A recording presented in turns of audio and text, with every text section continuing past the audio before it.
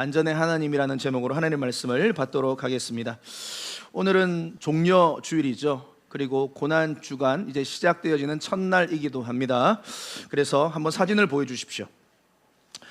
여러분들이 들어오시는 이 고난 주간 묵상집도 저 내용과 같은 내용입니다. 보시면 이제 주일날 예수님께서 예루살렘에 나귀를 타고 입성을 하시죠. 오늘입니다. 그리고 월요일, 내일 이제 뭐가 있죠?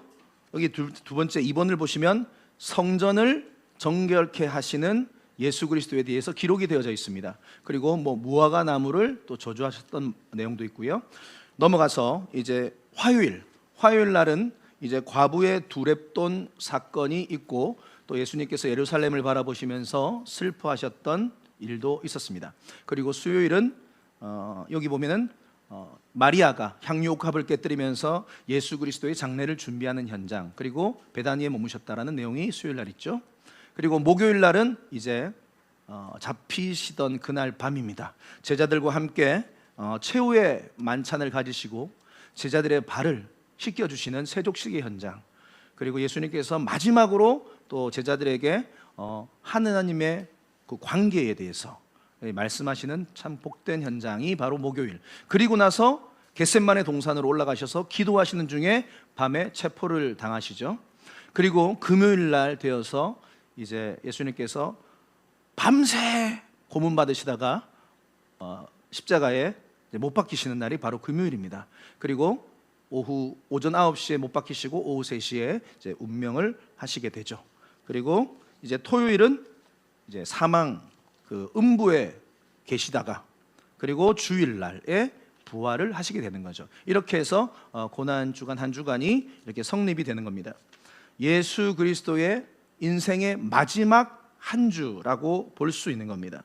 결국은 예수 그리스도의 인생의 마지막 종착점은 십자가를 향하여 그리고 부활하시고 승천을 향하여서 지금 가시는 놀라운 현장, 이 놀라운 은혜가, 이 감격이 이번 고난 주간 가운데 있기를 주님의 이름으로 축복합니다.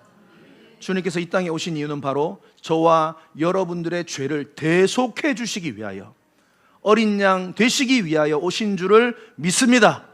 그래서요, 그 은혜를, 그 감격을 기억하시면서 오늘 말씀을 함께 나누었으면 좋겠습니다.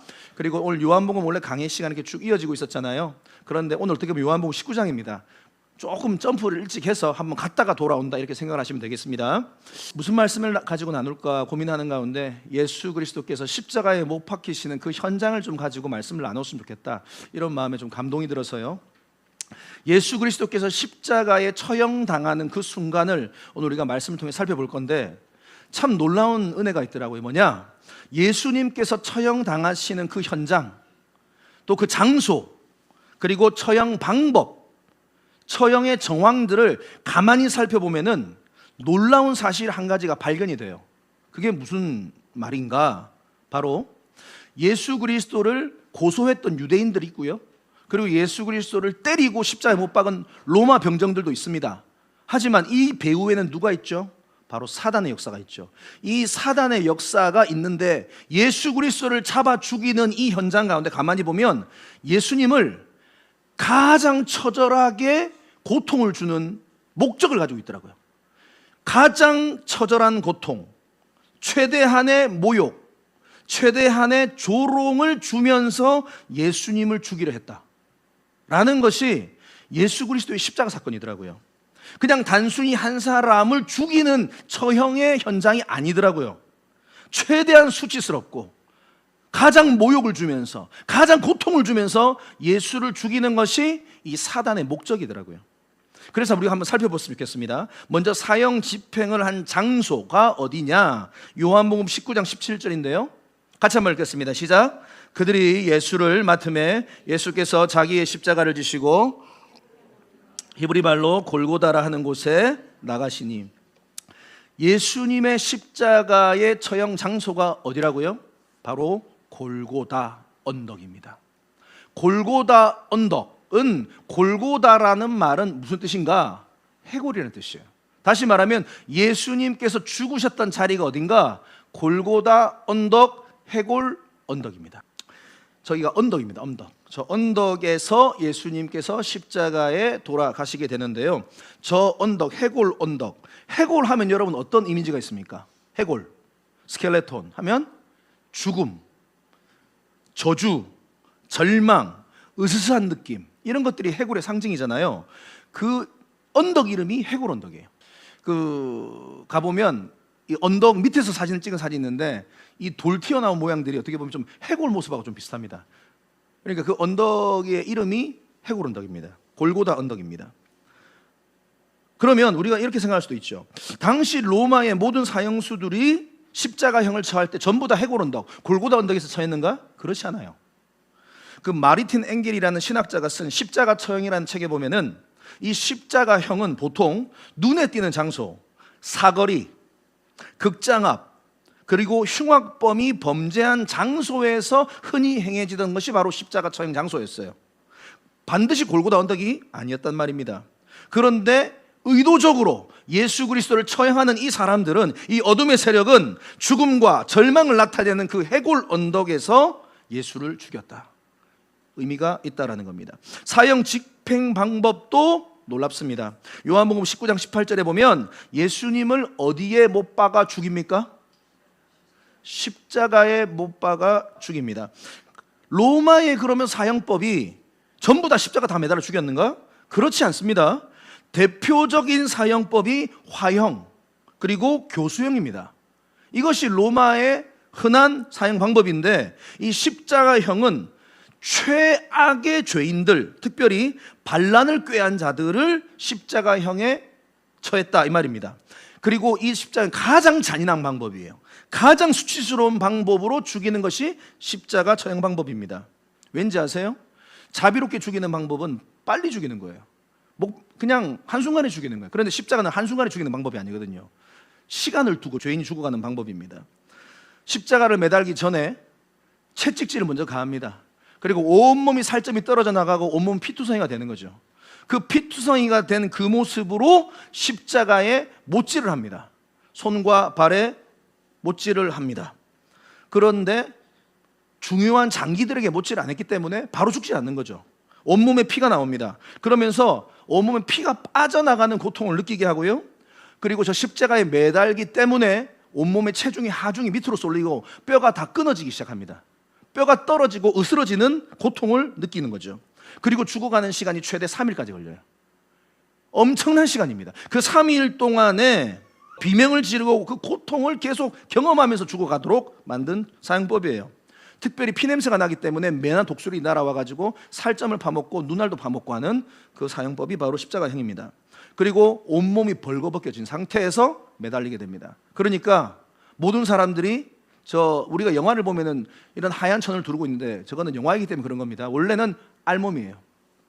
알몸 상태에서 십자가에 매달려서 3일 동안 사람들에게 수치와 조롱을 당하면서 죽는 사형법이 십자가형입니다. 그래서 로마의 철학자 키케로가 말하기를 세상에서 가장 잔인한 심판이 십자가에서 매달려 죽게 하는 처형 방법이다.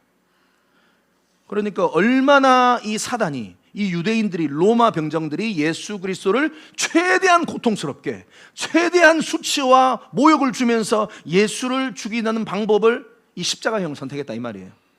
얼마나 수치스러웠겠습니까?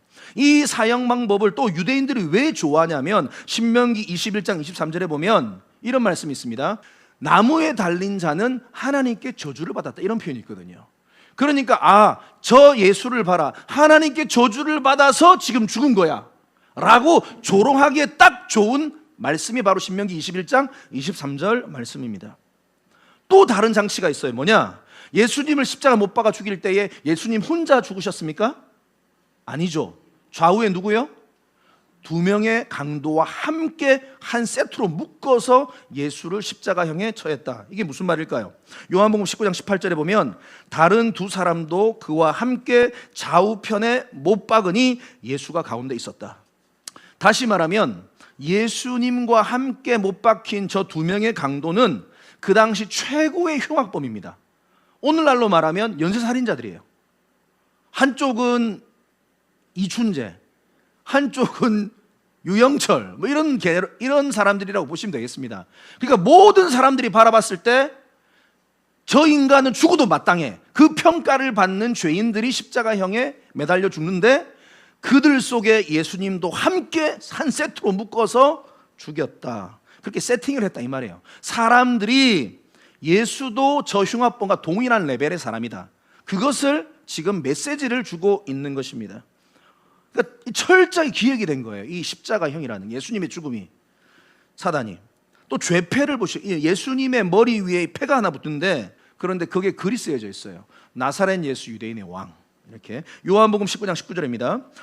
빌라도가 패를 써서 십자가 위에 붙이니 나사렛 예수 유대인의 왕이라 기록되어져 있었다. 왜 죄패를 붙였을까요? 그 내용이 뭐라고요? 나사렛 예수 유대인의 왕. 다시 말하면 이렇게 십자가에 못 박혀 죽은 연약한 왕을 봐라 이 말이에요. 조롱하기 위해서 붙인 겁니다. 왕? 그래, 유대인의 왕. 오케이. 그런데 너희들이 말한 그 왕, 지금 십자가에 못 박혀 범죄자들 취급당하면서 죽어가고 있네. 봐라. 지금 그렇게 조롱하기 위한 장치로 이 패를 붙였다라는 것입니다. 굳이 보세요. 예수 유대인의 왕 이렇게 또 쓸 수도 있어요. 그런데 앞에 뭐가 붙었어요? 나사렛 예수 유대인의 왕. 왜 나사렛이라는 이 단어를 더 붙였을까요? 이것도 조롱하기 위해서요.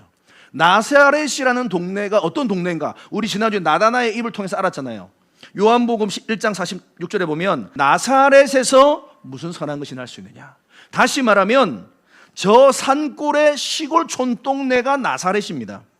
거기서 예수님이 태어나셨죠. 그러니까 예수님의 출신을 굳이 밝히는 거예요. 오늘날로 말하면 그 죄패 이런 거예요. 전라도 촌놈 유대인의 왕 예수, 이런 말이에요. 경상도 촌놈 예수, 이 말이에요. 예수를 모욕하기 위해서 얼마나 많은 악한 영의 세력이 장치를 만들었는지 몰라요. 그리고 저 죄패에 보면 세 가지의 언어로 기록되어져 있어요. 요한복음 19장 20절에 보시면 그 죄패에 보면 히브리 말, 그리고 로마 말, 라틴어, 그 다음에 헬라 말, 세 가지의 단어로 죄패에 나사렛 예수 유대인의 왕, 나사렛 예수 유대인의 왕, 이 세 가지가 쓰여져 있다 이 말이에요. 그러니까 왜요? 사진 한번 보여주세요. 제일 위에가 히브리 말입니다. 그리고 밑에가 헬라 말입니다. 그리고 제일 밑에 줄이 라틴어, 이탈리아 말입니다. 로마 말입니다. 저 세 가지의 언어를 저렇게 다 써서 붙였다. 무슨 말이에요? 어떤 사람이라도 보고 조롱해라 이 말이에요. 예수가 왕이란다. 그런데 저 왕이 지금 십자가에 매달려서 저렇게 좀 죽어가고 있네. 그러니까 저 인간은 왕이 아니야 이 말이에요. 지금 되도록이면 많은 사람들이 읽고 조롱하라고. 그래서요, 오늘 이 장치들을 한번 정리를 하자면, 예수님의 죽음의 현장을 가만히 보면 이 유대인들 또 로마 병정들, 그 배후에 있는 악한 사단의 세력이 의도한 목적이 분명히 보인다 이 말이에요. 예수를 더 비참하게, 예수를 더 고통스럽게, 예수를 더 수치스럽게 죽이기 위한 놀라운 계략이 이 십자가의 현장 가운데 있다라는 것입니다. 그런데 놀라운 사실은 뭔지 아세요? 우리 주님 하나님께서는요, 예수님께서 당하신 이 고통과 수치와 부끄러움을 영광과 승리와 찬양으로 바꾸신 줄을 믿습니다. 이게 우리 하나님의 반전의 하나님이에요. 우리 하나님은 반전의 하나님입니다. 아멘이십니까? 다 바꿔주셨어요. 제가 설명해 드리겠습니다. 여러분, 아까 예수님께서 십자가 매달리실 때 그 언덕의 이름이 뭐라고요? 골고다 언덕. 한국말로 말하면 해골 언덕. 이름도 참 해골 언덕이에요. 해골 언덕. 그런데 골고다, 기분 나쁜 장소입니다. 죽음의 상징입니다. 그런데 골고다, 오늘 우리에게는 어떤 의미입니까? 골고다의 보혈로 날 씻어 주소서. 2000년 전 로마 사람들이 이 노래 들었으면 기겁할 겁니다. 골고다의 언덕의 보혈? 우리에게는 완전히 바뀌었어요. 더 이상의 죽음의 땅이 아니라 소망의 땅이 된 줄 믿습니다. 갈보리 산 위에 십자가 섰으니 주가 고난을 당한 표라. 할렐루야. 그 갈보리라는 말은 골고다 같은 말이에요. 이게 하나는 라틴어고 하나는 아람어인데 다 같은 말이에요. 그러니까 이제는 그 죽음의 땅이 더 이상의 죽음의 땅이 아니에요. 우리에게는 소망의 땅이요, 희망의 땅이요, 생명의 땅이 된 줄을 믿습니다. 십자가 봅시다. 그 당시 가장 고통스러운 십자가 처형 방법. 그런데 오늘날 우리는 이 십자가 목걸이 하고 다녀요. 오늘도 혹시 십자가 목걸이 하고 오신 분 있으십니까? 여러분 이거 한번 생각해 보세요. 2000년 전 사람들이 봤을 때 기겁할 거예요. 왜냐? 단두대 모양의 십자가를 지금 하고 다닌다 이 말이에요. 가장 최악의 처형 그 형틀을 지금 목걸이를 우리는 하고 다니고 있는 거예요. 그러니까 다시 말하면 가장 흉악한 사형 집행의 상징인 십자가가 우리에게는 은혜의 상징이요 죄의 용서의 상징인 줄을 믿습니다. 십자가 내가 처음 볼 때에 나의 마음의 큰 고통 사라져. 이제 십자가 보면 우리 마음에 소망이 생기는 거예요. 십자가 보면 우리가 날 용서해 주신 예수 그리스도의 보혈이 떠오르는 거예요. 아멘이십니까? 십자가 나사렛 아까도 말했지만 아무것도 선한 게 나올 수 없는 동네, 촌동네. 그런데 오늘 우리는 이 나사렛이라는 단어를 어떻게 씁니까? 나사렛 예수 그리스도로 명하노니 능력과 기적의 상징이 된 줄을 믿습니다. 나사렛이라는 단어를 얼마나 우리 사랑해요. 그 다음에 죄패. 원래는 이 머리 위에 붙은 죄패 조롱하기 위해서 만들었는데 이 유대인들이 나사렛 예수 유대인의 왕 이렇게 하니까요, 유대인들이 더 조롱하고 싶어서 이렇게 건의합니다. 빌라도에게 뭐라고 건의하냐면, 총독님 이거 자칭 유대인의 왕 이렇게 바꿔주세요. 이렇게 말합니다. 자칭 유대인의 왕. 근데 빌라도 그걸 거절합니다. 내가 쓸 것을 썼다 이렇게 말해요. 그러고 나서 나사렛 예수 유대인의 왕, 어떻게 보면 조롱하려고 만든 그 이름인데 지금 온 세계 사람들은 나사렛 예수 유대인의 왕으로 알고 있어요. 그 진리가 이 죄패판에 선포된 줄을 믿습니다. 그리고 강도들과 함께 못 박혔죠. 어떻게 보면 범죄자 중에 하나로 헤아림을 받기 위해서 강도들과 함께 못 박혔는데요, 놀라운 사실은 이 두 강도 중에 한 강도는 예수 그리스도 머리 위에 있는 그 죄패를 보고, 나사렛 예수 유대인의 왕 그 죄패를 보고, 그리고 주님과 대화하면서 그가 예수 그리스도를 하나님의 아들로 믿게 됩니다. 여러분 기억하세요. 예수님은 십자가 상에서도 전도하셨어요. 할렐루야. 우리 허기에는 포스전도 돼. 할렐루야. 십자가 상에서 죽어가고 있는 그 현장에서도 강도를 전도하셔. 할렐루야. 놀라운 구원의 현장, 전도의 현장입니다. 여러분 이것이 바로 우리 반전의 하나님이에요. 기독교는요, 그래서 우리는 기독교는 저주를 축복으로 바꾸는 종교고, 절망을 희망으로 바꾸는 종교고, 죽음을 생명으로 바꾸는 종교가 우리 기독교인 줄을 믿습니다. 영적 레슨입니다. 반전의 하나님을 우리는 기대하며 살아가야 될 줄을 믿습니다. 우리 하나님은 반전의 하나님이에요. 하나님이 주특기예요. 하나님이 잘하시는 건요, 반전을 일으키시는 거예요. 시편 30편 11절 같이 한번 읽겠습니다. 시작. 주께서 나의 슬픔이 변하여 내게 춤이 되게 하시며 나의 베옷을 벗기고 기쁨으로 띠우셨나이다. 아멘. 우리 인생 가운데 얼마나 슬픈 일들이 많아요. 얼마나 고통스러운 일들이 많아요.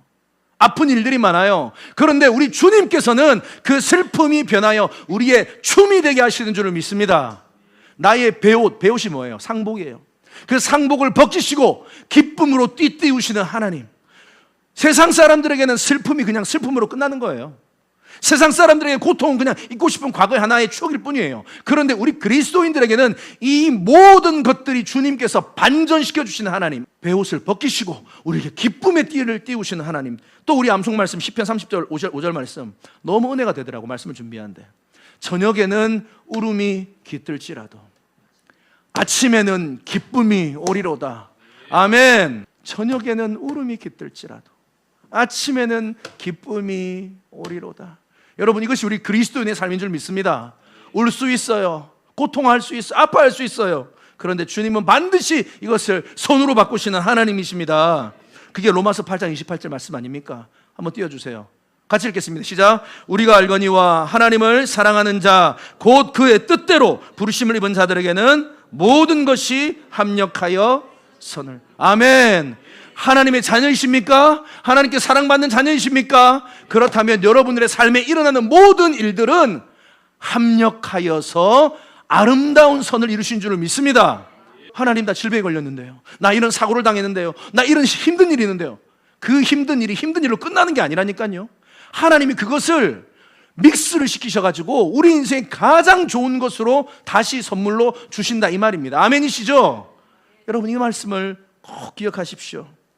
자, 그러면 이 반전의 역사가요 2000년 전 골고다 언덕에서만 일어나야 될 게 아닙니다. 저와 여러분들에게도 이 반전의 역사 있어야 될 줄로 믿습니다. 그래서 영적 골고다가 어딜까? 한번 돌아봤습니다. 영적 골고다가 어딜까요? 오늘 우리의 영적 골고다는 우리의 심령이라고 저는 생각해요. 예수 그리스도가 없는 심령, 하나님을 떠난 심령, 그 하나님을 떠난 심령 가운데 십자가가 세워져야 될 줄을 믿습니다. 아무 희망이 없던 해골과 같은 우리, 그런데 우리 가운데, 우리 심령 가운데 예수의 십자가가 세워진다면 우리의 삶은 절망에서 희망으로 바뀔 줄을 믿습니다. 그리고 한 가지 더, 우리의 삶 가운데요 우리도 예수님처럼 머리 위에 제패, 패가 있어서 이 패를 통하여서 예수 그리스도가 누구이신지를 선포하는 자들이 되기를 주님의 이름으로 축복합니다. 나사렛 예수 유대인의 왕을 뛰어넘어서요 머리에 이걸 딱 붙이세요. 나사렛 예수 온 인류의 왕, 나사렛 예수 나의 왕. 이 패가 영적으로 우리에게 붙어 있어야 돼요. 어떻게? 세 가지 언어로 붙어 있어야 돼요. 세 가지 언어, 아까 히브리어, 라틴어, 헬라어 말했죠. 이 세 가지 언어가 가지고 있는 의미가 있어요. 히브리어는 어떤 의미가 있는가? 이게 신앙의 언어예요. 종교의 언어예요. 그리고 라틴어, 로마어는 이성의 언어입니다. 법률의 언어입니다. 차가운 언어예요. 차가운 언어. 그리고 헬라어는 철학과 문학의 언어, 예술의 언어를 헬라어라고 볼 수 있습니다. 자, 그렇다면 우리가요 예수 그리스도를 전하는 간판, 사인을 우리의 머리에 딱 붙이고 우리의 삶에 붙이고 살아야 되는데 이 세 가지 언어를 우리는 다 가져야 돼요. 신앙의 언어, 이성의 언어, 예술과 문학의 언어, 이 세 가지 언어가 저와 여러분들에게 다 있어야 돼요. 그래서요 이 믿음의 언어, 신앙의 언어는 뭘까요? 우리 믿는 자들 안에서 통용되는 단어야. 이거는 믿음, 은혜, 뭐 이런 거 우리 준영 형제 은혜, 이게 무슨 단어야? 잘 모를 수 있단 말이지. 믿음, 이게 무슨 단어야? 그러니까 예수를 잘 모르시는 분들은 이런 단어를 잘 몰라. 근데 우리끼리는 알아. 은혜, 믿음, 신앙, 간증, 이런 단어들. 이거 우리 안에서 많이 쓰십시오. 그런데 이 단어를요 세상 사람들하고는 잘 쓰면 될까 안 될까요? 이게 잘 안 통해. 믿음, 은혜, 뭐 이런 거, 뭐 나사렛, 이런 단어 별로 이 사람들 별로 뭔 소리야? 이렇게 말한단 말이죠. 그래서 이런 사람들을 만날 때도 우리가 복음을 전해야 되는데 그러려면 라틴어, 이성의 단어가 우리에게 필요해요. 논리의 단어가 필요하다 이 말이에요. 그래서 이러한 부분들을 연구를 많이 하시는 신학자들이 바로 변증가들이란 말이에요. 그래서 변증, 논리로 예수 그리스도를 설명하는 거예요. 세상의 단어로, 과학의 단어로 예수 그리스도를 전파하는 거예요. 창조를 설명하는 거예요. C.S. 루이스라든가 필립 얀시라든가 많은 분들이 계십니다. 한 가지만 설명해 드릴까요? 아인슈타인이 만든 특수상대성 이론, 한번 사진 보여주십시오. E는 뭐예요 저거? 자, 다 같이 한번 읽어볼까요? 자, 시작. 잘하셨습니다. 예. E는 MC 제곱이죠. 저 특수상대성 이론을 누가 만들었습니까? 아인슈타인이 만들었죠. 저게 어떤 법칙이냐? 만든 게 아니죠. 발견한 거죠. 저게 뭐예요? E가 뭐예요? E는 에너지죠. 에너지. 그리고 M은 뭐예요? 질량, 물질을 말하는 겁니다. 눈에 보이는 물질, 물체. 그리고 C는 뭐예요? 빛의 속도를 말하는 거예요. 엄청나게 빠른 속도를 말하는 거예요. 그걸 제곱을 했을 때에 이 상관관계가 나온다라는 것을 발견을 아인슈타인이 한 겁니다. 다시 말하면 이 질량, 물체에 엄청난 속도를 만들어주면 에너지가 나온다 이 말입니다. 이해가 되시죠? 그래서 원자폭탄이 나온 거예요. 이 원자에 엄청난 속도를 가해주면 폭발이 일어나는 거죠. 그게 바로 E는 MC 제곱 저 법칙입니다. 그런데요 저 법칙을 왜 보여주냐? 저게 바로 천지창조와 연결이 되어 있거든요. 당시 사람들이 왜 흥분했냐면 이 물질, 질량, 이 물질과 에너지는 눈에 보이지 않습니다. 눈에 보이는 물질과 눈에 보이지 않는 에너지가 같을 수 있다는 그 법칙을 발견한 거예요. 어떻게 이게 같을 수 있나? 눈에 보이는 물질과 눈에 보이지 않는 에너지가 어떻게 같아질 수가 있나? 이퀄이 될 수 있나? 속도가 생기면 이게 가능하다 이 말이에요. 이게 우리 그리스도인들의 과학자들이 여기서 지금 창조과학을 발견하는 거예요. 뭐냐? 하나님께서 이 지구를 만드실 때요, 아무것도 없었잖아요. 온 우주가 아무것도 없어요. 무였어요. 무였는데 하나님께서 빛이 있으라라고 말씀하시고 나서 우주가 만들어지기 시작했잖아요. 이해가 되십니까? 그러니까 하나님께서 에너지, 아무것도 없는 그 공간에 말씀, 에너지가 주님께서 던져주신 거예요. 그랬더니 물질들이 생겨난 거잖아요. 그러니까 여기서 더 깊이 들어가면 여러분의 머리 복잡해지기 때문에 여기까지만 설명하겠습니다. 그러니까 무에서 유가 창조가 될 수 있느냐? 세상 사람들 없다고 말해요. 그래서 우주가 어떻게 시작되어졌느냐라는 부분에 대해 접근을 하면 이 사람들은 여기저기 이상한 논리를 갖다 대잖아요. 그래서 고민을 하다가 지금은 어떻게 지금 수렴이 됐냐면 빅뱅 이론으로 수렴이 됐습니다. 갑자기 우주가 뭐가 폭발해가지고 우주가 생겼대. 별들이 만들어졌대. 그게 어떻게 가능하냐? 처음엔 과학자들이 그걸 인정 안 했단 말이에요. 그런데 연구를 해보니까 가능할 수 있다. 왜? 저 법칙 때문에. 엄청난 에너지가 이걸 하나님께서 만들게 되면은 질량이 생겨질 수 있다. 지금 그 관계가 만들어질 수 있는 거예요. 이 법칙 안에서. 이해가 되세요? 이해가 안 되실 수도 있습니다만은 더 집에 가서 연구해 보시길 바랍니다. 그러니까 이 놀라운 법칙을 아인슈타인이 무엇도 모르고 찾은 건데 이 법칙 안에 하나님의 창조 질서가 들어있다라는 겁니다. 그러니까 이 언어를 가지고 우리가 전달하고 전도해야 될 영혼들이 이 땅에도 많아요. 이여령 교수님이라든지 옛날에 한동대 총장님이셨던 고 김영길 총장, 이런 분들은 다 불신자였거든. 그런데 과학적으로 우주를 접근하다 보니까 이게 신이 존재할 수밖에 없다라는 것을 인정할 수밖에 없게 되고 결국 그들이 그리스도로 돌아오게 된 겁니다. 마지막 하나 더. 헬라어는 어떤 언어라고 했습니까? 철학과 문학과 예술의 언어라고 했습니다. 다시 말하면 우리에게 그림의 재능이 있어요. 그림을 통하여서 복음을 전하는 겁니다. 우리에게 음악의 재능이 있어요. 그럼 음악을 통해서 복음을 전하는 겁니다. 우리가 뭐를 잘 만들어요. 그러면 그걸 통해서 복음을 전하는 겁니다. 그래서 이게 꼭 음악이다, 미술이다 이걸로만 한정시킬 수는 없고 결론적으로는 자기에게 주어진 재능과 은사를 통해서 복음을 전하는 자들, 바로 그런 의미입니다. 고린도전서 9장 19절에 보면 사도 바울이 이렇게 말씀하고 있어요. 내가 모든 사람에게서 자유롭지만 스스로 모든 사람에게 종이 된 것은 더 많은 사람을 얻고자 함이라. 전도하기 위해서 스스로 자기의 모양과 형태를 바꾼다 이 말이에요. 20절.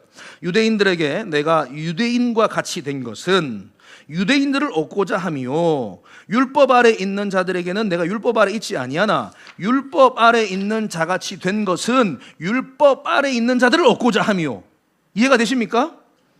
율법 없는 자에게는 내가 하나님께는 율법 없는 자가 아니요 도리어 그리스도 율법 아래 있는 자이나 율법 없는 자와 같이 된 것은 율법 없는 자들을 얻고자 함이라. 약한 자들에게 내가 약한 자와 같이 된 것은 약한 자들을 얻고자 함이요 내가 여러 사람에게 여러 모습이 된 것은 아무쪼록 몇 사람이라도 구원하고자 함이니 내가 복음을 위하여 모든 것을 행함은 복음에 참여하고자 함이라. 아멘. 이 목적을 가지고 사도 바울은 머리에 딱 패를 붙이고 어떤 사람을 만나더라도 지혜롭게 복음을 사도 바울이 전했다 이 말입니다. 상황에 맞게, 상대에 맞게 여러 가지 언어로, 여러 가지 방법으로 복음을 전한 이 모습, 오늘도 우리에게 이 예수 그리스도를 전하는 이 패가 우리의 머리에 있기를 주님의 이름으로 축복합니다. 말씀을 마무리하도록 하겠습니다. 기억하십시오 여러분. 골고다, 십자가, 죄패, 이런 모든 것들, 어떻게 보면 사단이 예수 그리스도를 더 고통스럽고 더 수치스럽고 더 비참하게 만들기 위해서 사단은 그런 세팅을 했지만 우리 주님은 반전의 하나님이신 줄을 믿습니다. 그래서 여러분들의 인생에도 우리 주님은 반전의 하나님이심을 믿습니다. 여러분 슬퍼하지 마세요. 너무 고통스럽게 여기지 마세요. 너무 아파하지 마세요. 이 모든 것들을 주님께서요 합력하여 선을 이루신 줄 믿습니다. 그리고 여러분 심령 가운데 예수 그리스도의 십자가가 늘 세워져 있기를 바랍니다. 그리고 신앙의 언어로, 이성의 언어로, 예술의 언어로 우리가 복음을 잘 준비해서 우리 머리 위에 나사렛 예수, 온 인류의 왕, 나의 왕, 그 복음을 전하면서 그렇게 끝까지 사명 감당하는 저와 여러분 되시기를 바랍니다.